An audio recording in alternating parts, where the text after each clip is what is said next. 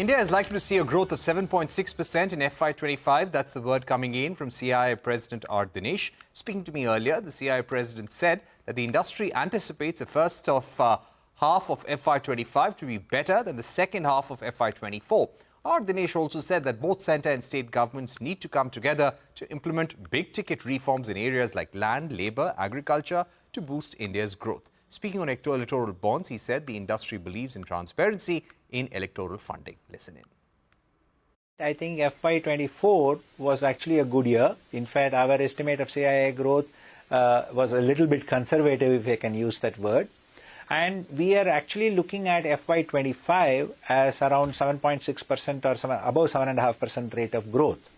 But if you look at the survey which we run with our members, the feedback we have got from more than about 70% of them is that they expect the H1 of FY25 to be better than the H2 of FY24. So I think all in all, we are really looking positively at the growth coming in FY25. And that is from what we have heard from the members.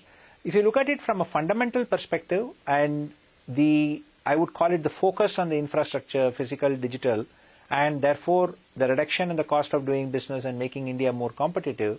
And last but not the least, the discussions we have had whenever we have gone abroad as a CII team to meet with companies and who are looking at investing in India, and those who are invested in India looking at growth for further expansion of their activities is quite significant.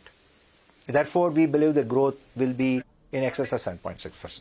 Okay, let me also ask you about sectors which are going to see the highest deployment of capex. You said we will see a lot of activity in H1 of FY25, but would there be certain areas where you're confident that there will be a lot of capex deployment? Yes. So again, our survey, which was done, recently, actually comes up with where certain sectors like automobiles, steel, cement, and also components to a certain extent are all recording in excess of 85 to 90% utilization of capacity.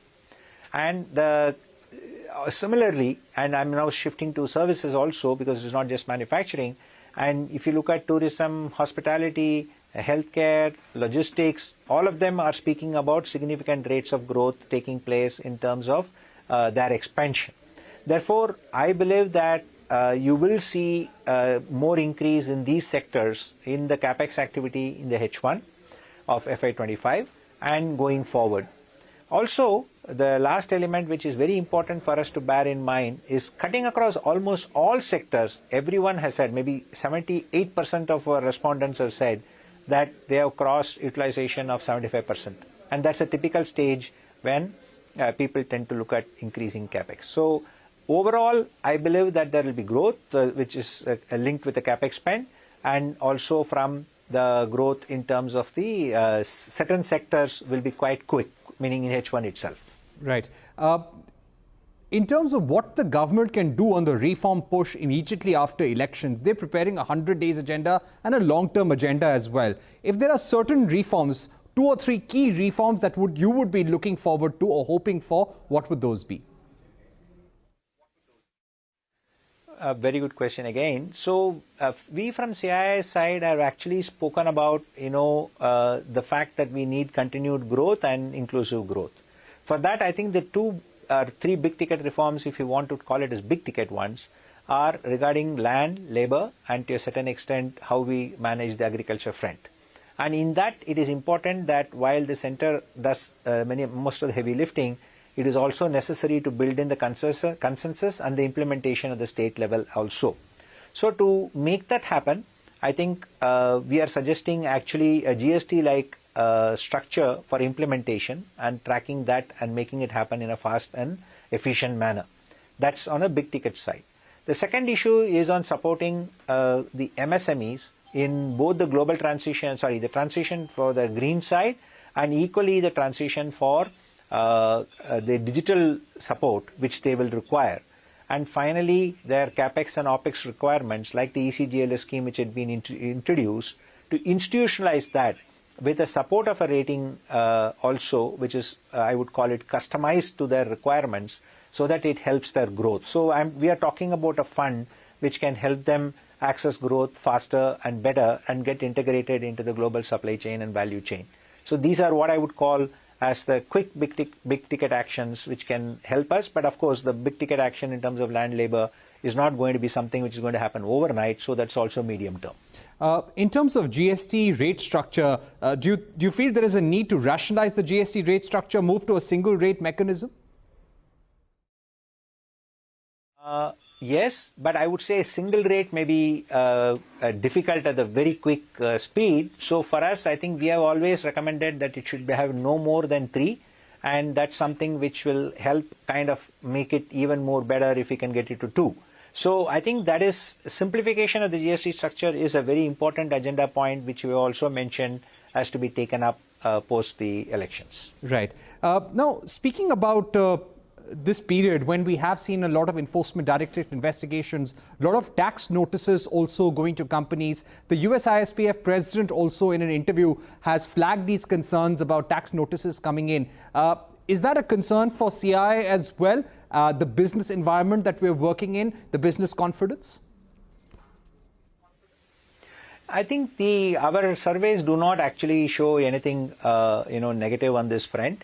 I think there is understanding or a need to make sure that these are not affecting our business growth right now. So I don't think that's a matter for us as a matter of concern for us as a business.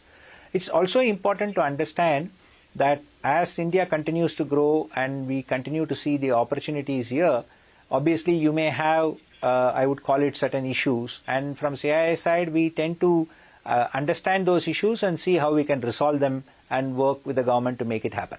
Right. Any concerns that you have on the economic front at this juncture, which you feel the government may have to tackle?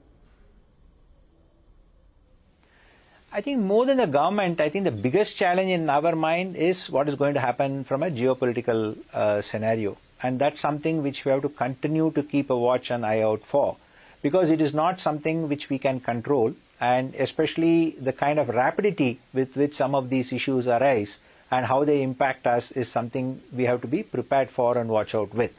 So if you look at broadly understanding, like the Red Sea issue which happened, they are all suddenly issues which come up in less than 2-3 weeks. So that's something which we see as a challenge which could affect our growth.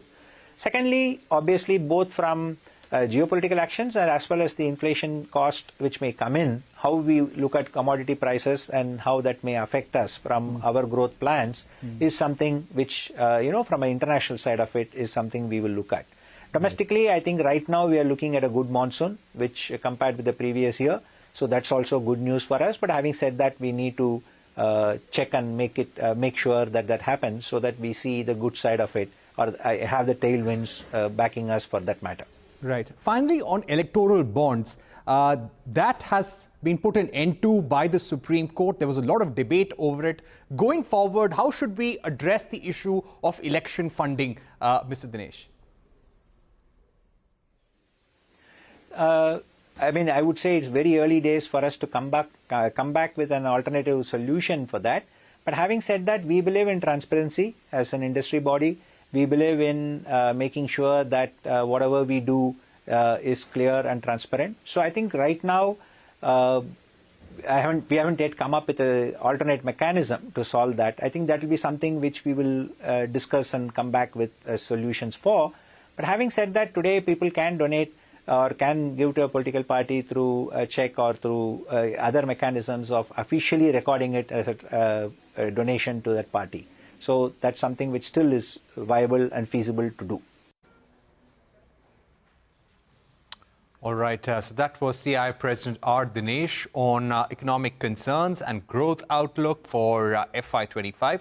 With that, it's a wrap on this edition of News Center. More news and updates continue right